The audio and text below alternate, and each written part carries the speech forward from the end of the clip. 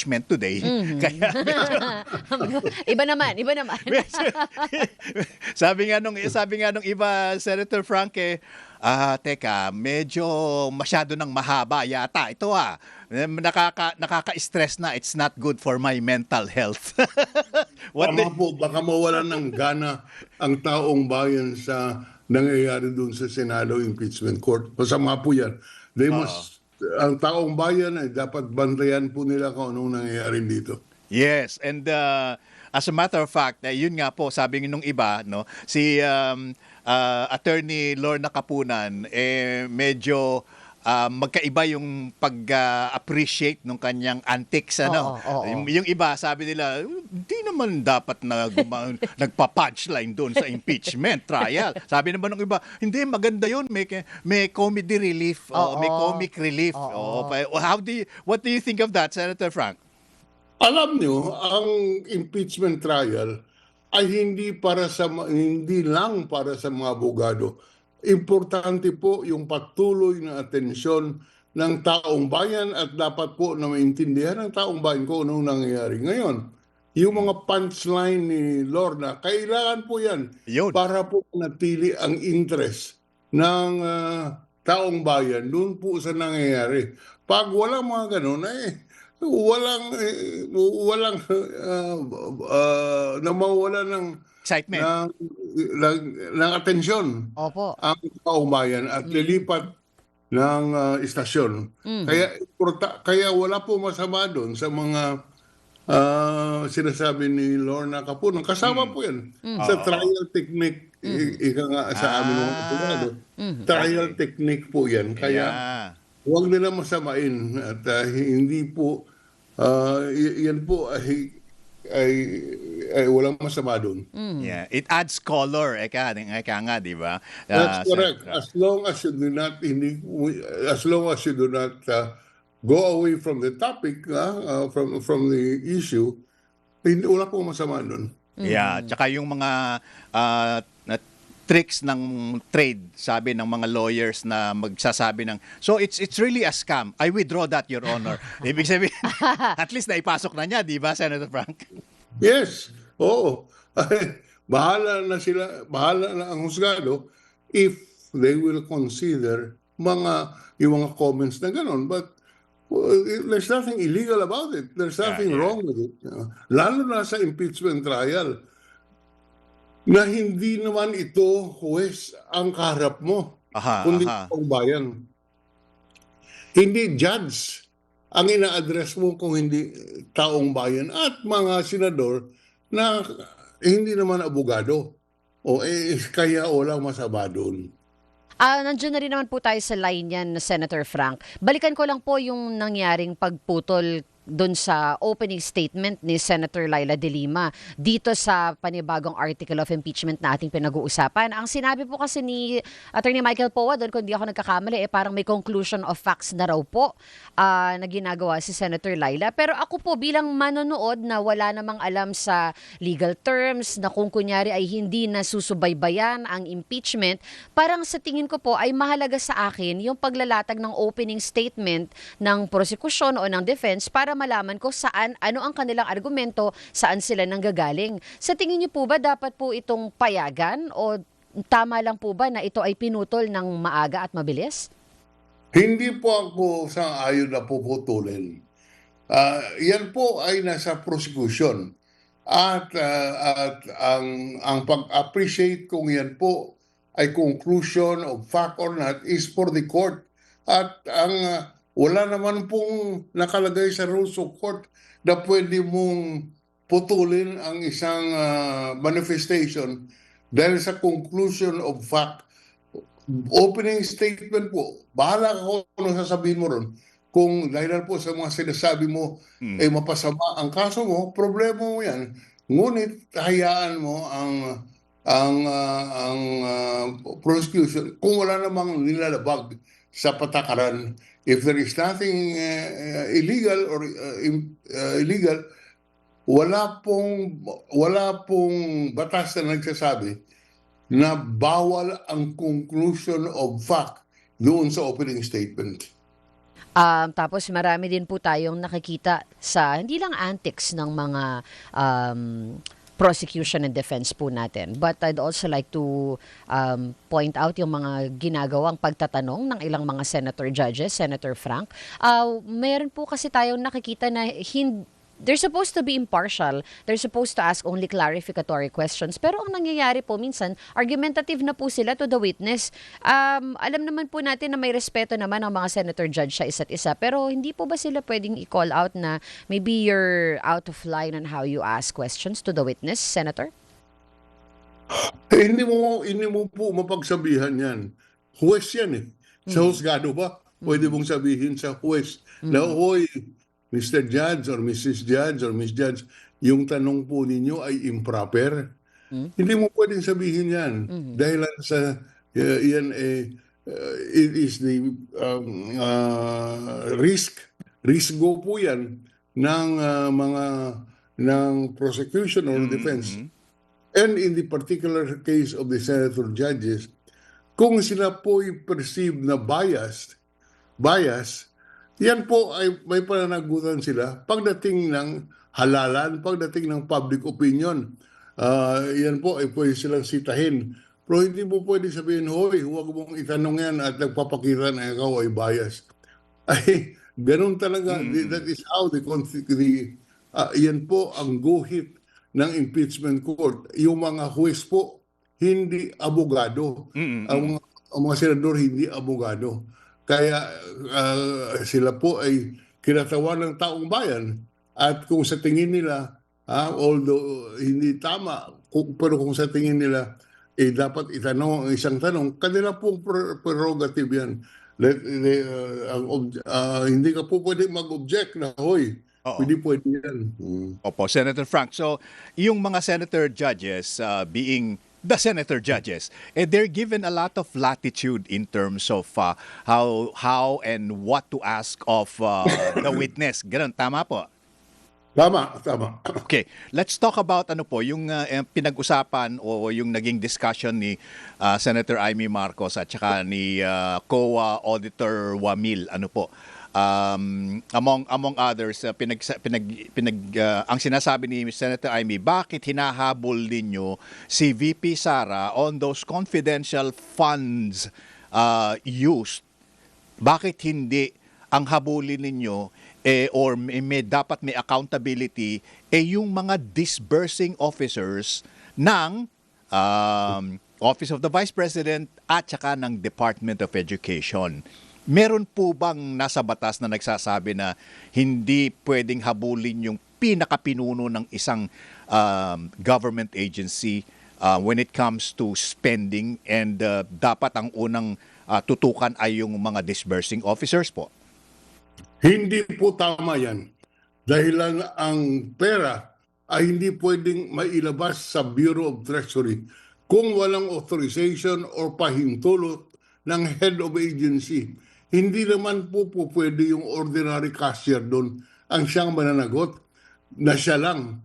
Dahilan sa lumabas ang pera sa Treasury because of the authorization of the head of office.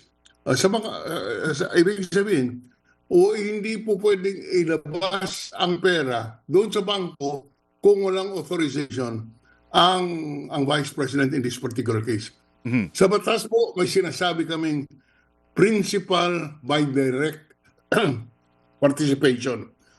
And principal by indispensable cooperation. Ang ibig sabihin, hindi po pwede mangyari ang kaso, hindi mangyari ang krimen kung wala pong participation ang isang tao. Dito po, that is the principle in law. You can be a principal by direct participation or indispensable cooperation. Dito sa kasong ito, hindi po mailabas ang pera sa bangko kung walang authorization ng head office. Walang authorization ng Vice President. Kaya hindi po tama yung sinasabi ni Senator Amy. With all due respect, mali po siya doon.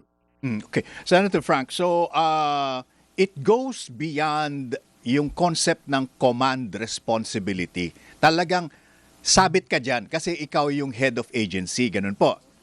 Tama. Kung there is no such participant in a crime as a command responsibility, commander, wala pong ganun. Kailangan ikaw po ay may participation. And in this particular case, hindi po mangyari ang nangyari kung hindi nag-umpisa sa authorization ng Vice President to withdraw money from the government pursuant to the authorization in the budget, pursuant to the authorization of a confidential fund in the budget. Hindi po mailabas yan kung walang visa, kung walang partisipasyon ang head of office. At uulitin ko lang, the withdrawal of hundreds of millions from land bank, public funds, hindi po mangyayari if this Vice President did not authorize it. Mali po si Senator Amy dyan. Okay. Connecting the dots, Senator Frank, di po ba merong budget na hiniling ang Office of the Vice President mula sa Office of the President at nagbigay ng 125 million? Ano po? So, yan, galing sa Office of the President, dinownload dito sa Office of the Vice President. Tanong, meron po bang accountability din, however indirectly, ang Pangulo doon sa 125 million na yun na ginasta ng di tama, allegedly? Hindi ko alam kasi ang facts. Pero si Pangulo ay yung hindi ko alam kung anong participation ng Pangulo. Pero illegal yon at mali ang ginawa ng Office of the Vice President.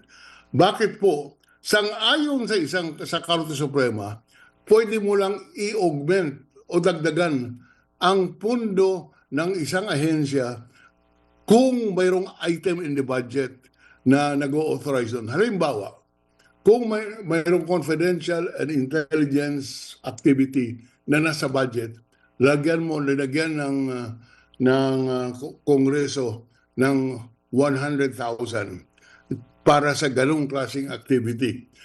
Ha? Kung kumulang yung 100,000, pwedeng dagdagan ng presidente. Yan po isang ayon sa Korte Suprema. Ngunit kung walang item for confidential expenses sa Office of the Vice President, wala kang pwedeng i-augment, wala kang pwedeng dagdagan. Maliwanag po yan. Pwede mo lang dagdagan ang existing item in the budget. In this particular case, wala pong authority to spend confidential and intelligence funds in the Office of the Vice President. Hindi ko alam kung bakit ginawa ito ng Office of the President. And alam mo, sinasabi, politika siguro. Okay, siguro nga politika. Pero it doesn't make it legal. Yun pong pag-release ng pondo from the President to the Vice President's office na walang item for confidential activities noong budget year na yun ay mali, hindi po tama. And kagaya rin yun, okay. Another example, alam ng taong bayan. Yun pong formally case. Let's listen. Okay.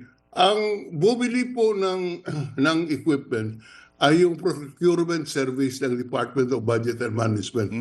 Pero ang nag-authorize ng paglipat sa bureau sa procurement service ay yung Secretary of Health, si Duque. Kaya si Duque nasampahan ng kaso. Opo. Kasi siya ang nag-authorize ng paglipat ng pundo mula sa Office of the Vice President to the procurement service of the Department of Budget and Management. Kaya tawag dyan, principal by indispensable cooperation. Kaya in this particular case, sino ang naglipat ng pera sa Office of the Vice President na hindi naman sang-ayon sa desisyon ng Korte Suprema? One. Second, sino ang nag-authorize ng pag-withdraw ng pera sa Land Bank of the Philippines? Because that one is also a a principal by indispensable cooperation. Ang ibig sabihin, hindi nagawa kung hindi dahil sa pahintulot ng isang opisyal. Senator, ako naman po magtatanong ng halaga nitong pag-grant ng request ng judicial notice ni Senator Chis Escudero, pero dapat ay limited only to factual existence ng hearing. Ano po ang importansya nito sa nagaganap na impeachment ngayon, Senator? Ang ibig sabihin yan, hindi na kailangan magpresenta ng proof of the existence of the particular document. Kung inyong maalaala, sa umpisa nitong impeachment trial, mahaba ang proseso para mapatunayan na talagang sinabi ni Vice President Sara yung mga threat na sinasabing impeachable offense. Maalala natin, 2 araw yata, isiniisa-isa yun ang proof na talagang sinabi ni Vice President yun. Ngayon, ang judicial notice or recognition, pwede pong sabihin na huwag nyo nang approve yan.